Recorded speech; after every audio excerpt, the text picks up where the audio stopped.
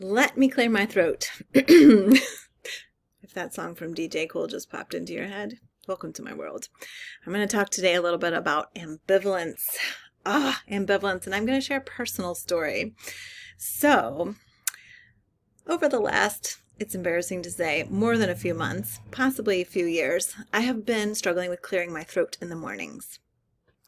And, last year at the annual physical, I mentioned it to my doctor, and she said, probably allergies, and she suggested trying this other allergy medication, which I tried for a little bit and didn't really impact it.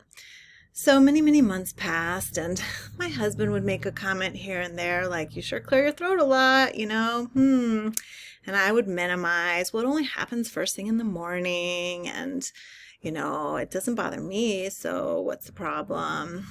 And things kind of continued like that for a while, and then I noticed sometimes in the afternoon, if I had a smoothie or a cold drink, I would start to clear my throat a bunch too.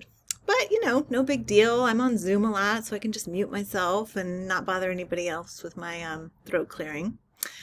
So this kind of continues on a bit further, and my sister said to me one day that it's acid reflux. So I Googled acid reflux, and sure enough, you may have already come to this conclusion.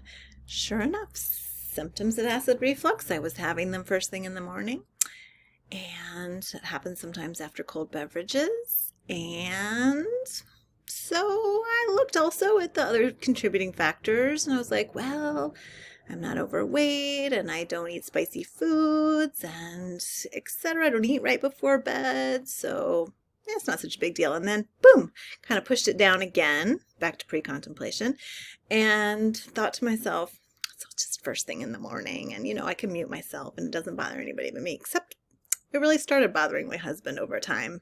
He'd make a little more comments about it here and there, and then my kids got on the bandwagon, and I had explained to my kids one day a few weeks back that it would be likely, because I had read under acid reflux, that the coffee or tea that I drink in the morning could be contributing or causing this mild reflux in the mornings.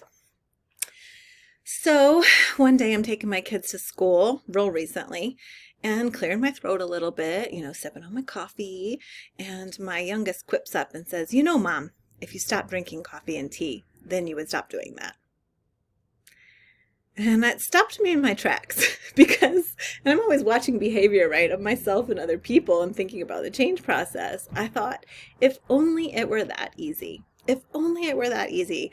Just, Hillary, stop drinking your morning coffee or tea, and then it would go away. And that is precisely why, for as many months and potentially years that this has been going on, I have not looked into what I need to do and moved into the action stage to take care of it. To try medication or to stop drinking the coffee or tea. It has been something that I just keep pushing aside over and over again. And it invited me back into that space that if I can struggle for this long and this much around ambivalence about something as simple as a little morning throat clearing, and just quit your morning coffee or tea and it would make it better. That's a big struggle for me. It makes me think about the clients and those that I work with who are facing lots of different and more challenging health behaviors or behavior changes, and that kind of normalizing, again, ambivalence, normalizing that the change process, we can stay in that pre-contemplative, like, what problem? Push it away, push it away, push it away for a very long time before little things nudge us towards awareness that this really is a problem. And even when that more change talk kicks in and we're like, okay, maybe there is a desire to change. And actually, the more that I've thought about this and wrote about this in my blog this week, the more ready I have come to starting to look at what I might want to do about this.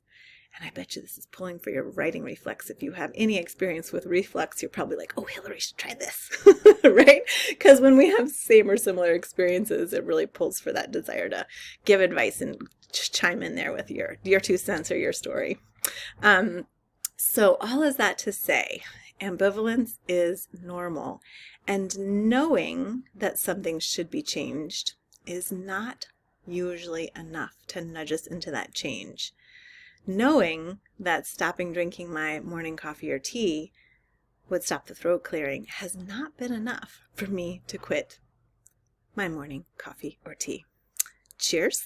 I'm going to enjoy a little sip of green tea here and invite you all to experience some self-compassion around things that you may be experiencing ambivalence about, and extend some compassion and normalization to the ambivalence of your clients, knowing that knowing change should happen isn't often enough. Something has to nudge us towards more readiness. And motivational interviewing teaches us some pretty specific methods and techniques for helping elicit and explore motivation for change.